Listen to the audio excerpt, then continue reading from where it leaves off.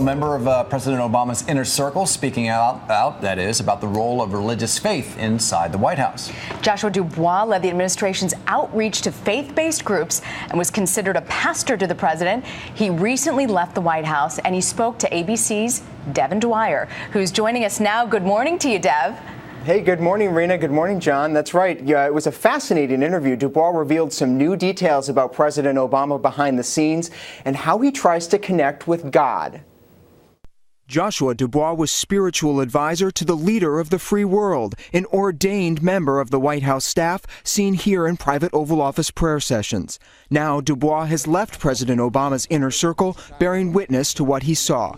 He's a deeply faithful president and didn't need a whole bunch of help in cultivating that faith. Mr. Obama's practice of faith has been relatively private, attending church less often than many of his predecessors. He gets daily emails of scripture to his personal BlackBerry. The president would bring pastors into the Oval Office to have a conversation in moments of prayer. He would reach out from time to time for suggestions of scripture. Did he have any favorite passages? I think he spent a lot of time thinking about the book of Job and Job overcoming trials. One trial for Mr. Obama, the shooting at Sandy Hook Elementary. Dubois says the gut-wrenching visit with Newtown families, being a sort of comforter-in-chief, was his biggest test of faith. It's something that he doesn't really talk about. He's certainly not seeking to get credit for, but when you talk about this president's faith and values, those are the types of moments that stick out for me. President Obama's critics still have doubts, exploiting his ties to former pastor Jeremiah Wright and fanning widely debunked rumors he's secretly a Muslim.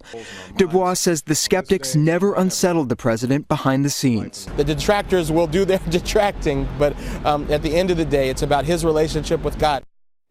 Now, those daily emails of scripture that Dubois sent to President Obama on his BlackBerry will soon appear on bookstore shelves. It's a compilation that he's calling the President's Devotionals. Rena and John. Devin, thank you.